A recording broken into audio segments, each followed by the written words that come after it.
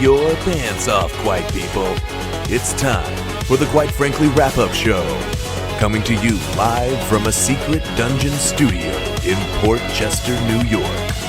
Once again, Codeman. Oh, good day, Franklies! Welcome to the Quite Frankly Wrap-Up Show, where we talk about all the things that happened on Quite Frankly this week. My name is Cody. Let's get right into it, shall we? Monday, boom!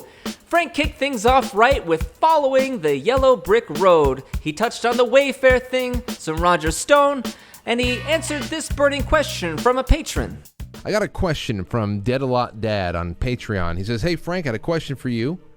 I have read of several Twitch stars recently committing suicide within the last week due to insults or cancel culture online. How do you deal with haters and trolls? Does it affect you? I'm looking to build my studio and start streaming different content, but my wife is concerned with all that she is reading." Well, I'm sure that there's people that don't like my show, and I just would say don't watch it. Just don't betray yourself. That's all. And just relax and keep things in perspective. And you can't control other people, but I really don't want anything from other people. I live a completely voluntary life, as voluntary as it can get. And I think that's all you should really do. If you have something, a real vision of what you want to do, go out, do it as cleanly as you can, be as honest as you can with people, and don't lay out any kind of false expectations there. It is hard work. And sometimes you see a comment that you really want to go into the comment section and wrap your strong hands around their very weak throats, and you just want to see the light go out in their eyes. You just want to see the light go out, and you envision that. And sometimes you stand in the shower and you just think about all the lights you're putting out by just squeezing the life out of somebody. There are those days, but it's all good. Seriously, you just don't think about it too much. And just do what you want to do. And don't kill yourself. Most certainly not. Now, Tuesday, Frank was joined by an incredible guest, Rich Higgins, an Army veteran and former member of the National Security Council, as they discussed the crusade to destroy America.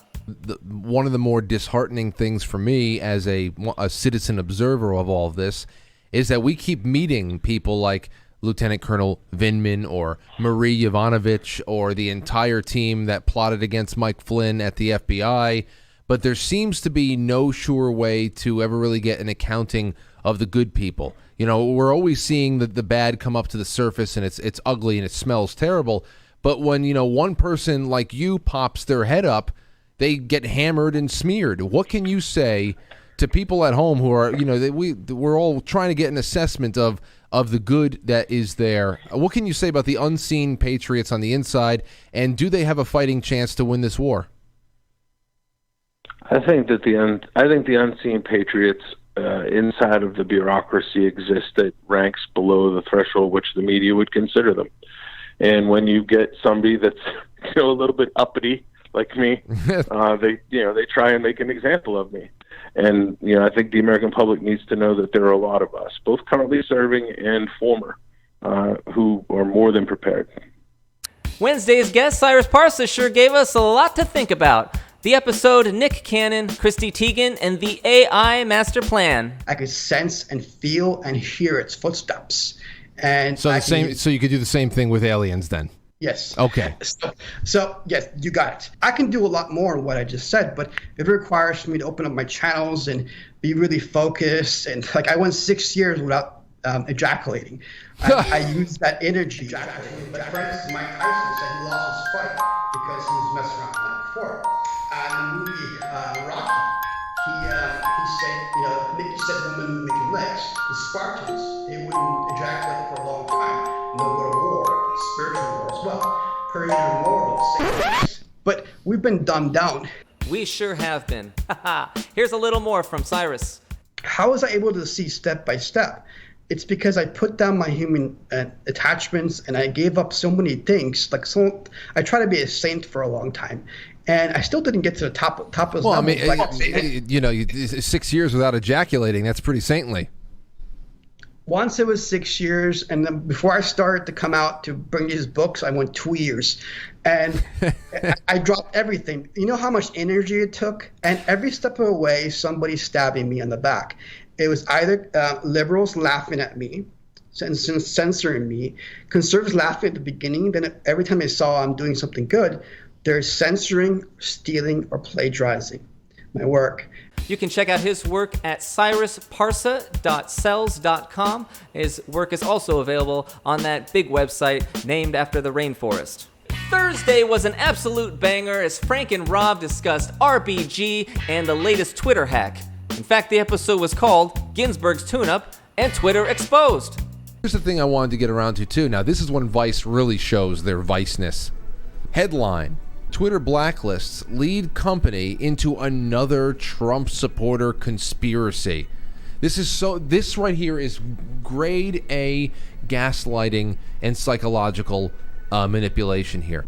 Most tiresome and toxic among these bad takes on what happened is the notion, held mostly by conservatives and Trump supporters, that Twitter was silencing them through the use of blacklists, and they keep it in quotations as if this is a made-up term. We see the screenshots, but they can't be transparent. That's the whole thing.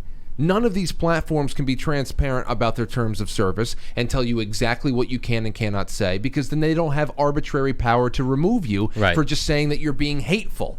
You know, people talking about basic biological gender realities was getting people kicked off of Twitter for hate speech. Oh, speaking of getting kicked off for no reason, Thursday served as a great reminder to have a backup account on Twitch, on DLive, or Periscope, just in case the main streaming platform is up to their old tricks.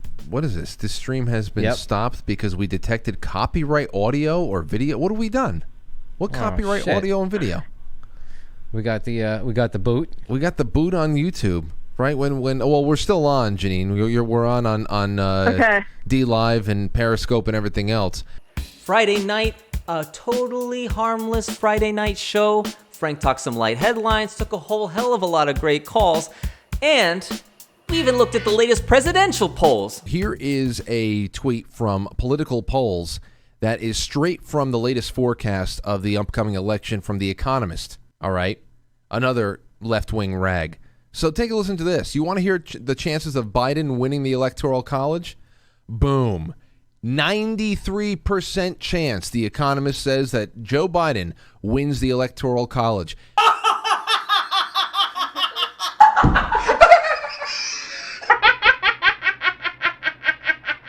Why are you doing the Hillary Clinton thing again? They're doing it again. Now, do you want to go into the comment sections with me? You want to go to hell? You want to go to hell? Huh? Frank? You want to go to hell with me? Yeah, let's just do it. I guess we could just do it. Why not? It's Friday night. Spend Friday night in hell with you. Here's Lenny B trying to make sure that everybody knows not to be too confident in this, even though you know that he got a little bit of a puppy boner over it.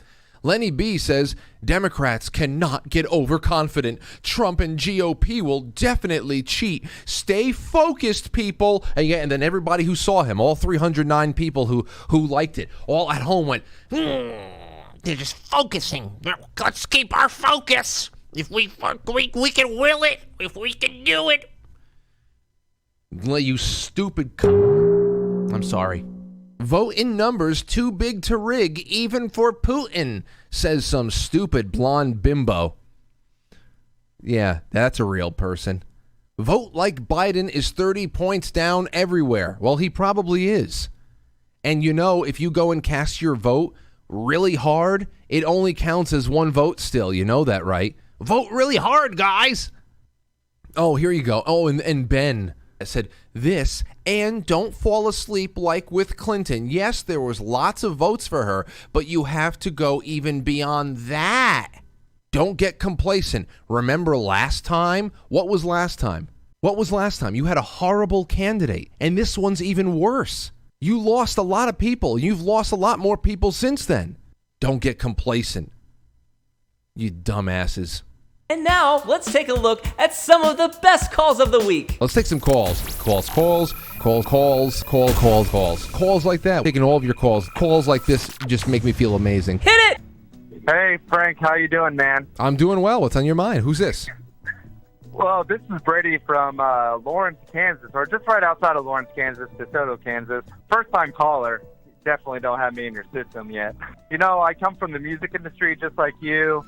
You were playing drums. I was strumming guitar like everybody else. I woke up a few years ago. I found you. You literally changed my life, man. Dude, I just want to say, you know, I was super on the left for a lot of my life being in the music industry. And I started getting crap because I didn't have tattoos. I shot guns. People just kind of, you know, looked at me a little bit differently. Thank you so much for doing what you do, putting out how you feel about everything, and not giving a shit what other people think. I mean, you care what other people think, but you know what I mean? Like, you're yourself, and you put yourself out there. And for so long, I've been kind of just not wanting to express myself because of the industry I was in and worrying that it would, you know, backfire on what I was trying to do, managing bands and playing music and all of that. And since I've kind of walked away from all of that, I mean, I miss music, but I don't miss the people that surrounded me. I don't know if that really makes sense. How you been, brother? Oh, Bruce Wayne, welcome to the show. You're with Frank and Rob. I wanted to tell you, you talk about your mask situation. Today I had to go to a doctor's office because I had to get antibiotics. They gave me such a hard time, but I would not concede. I fought them tooth and nail to the point where they wound up having to put me in one of the exam rooms, waited for about 20 minutes, and then two administrators in full tarped gowns, 3 masks, and a shield. It was hysterical. Come in to approach me and wanted to know why I wouldn't wear a mask. Hey, King, what's on your mind? We got 2 New Yorkers now. The asshole that just called about talking about not wearing a mask in the hospital. It's not a hospital. I don't think they... Huh? It was a doctor's office. So what? Still, it's not an unreasonable request. I mean, come on, pal. If it's for medical reasons, right? And you're refusing to tell what the medical reason is when they ask you, well, now you're just being a dickhead on purpose. It's more so, I think, just the social controls that have come out of nowhere that we're supposed to accept as a new normal going forward is the problem, I think. Well, sometimes you got to pick your battles, you know. And anybody, I love wearing the mask because I got cool Kiss masks. You go to kissonline.com, motherfucker. You can get very cool Kiss masks. Kiss. And then you'll really love wearing a mask. Yeah, that'll be the game changer for me. Get me a band mask. Al in South Carolina, what's your thoughts on this? Oh, it's been a long time. I think about you often. Like I say, my son is the same age as you. You're a month younger than my son, and I watch you, and I'm like proud to see my son's age out there representing and standing up for America. Let me ask you, what did you do for 4th of July? I'm wondering what a guy like you did for 4th of July. 4th of July. Golly, who can remember? They canceled all the fireworks around here, but I have never heard so many explosions going on with private fireworks in my whole life. You know, it's really great. Shit, you got me crying almost. My son was over here, and we were watching President Trump at Mount Rushmore, and you know, I stood up when the planes flew by. And I'm sorry, I'm crying, but it's, you know, I'm 65, and there's so many people that don't really are not really patriots and don't really care. And there's an evil, and there's a good. And my son, I said, you know, why are you wanting to watch this? And he goes, because it might be the last one we see. You know, and he's your age.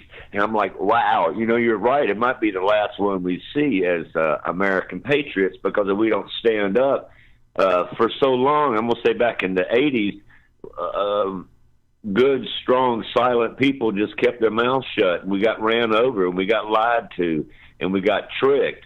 And all of a sudden, there's an age where everybody's getting kind of shaken and woken up, and the veil's being torn apart, and we can see the lies, but there are people that are still being deceived. And well, pardon my French, but fuck them.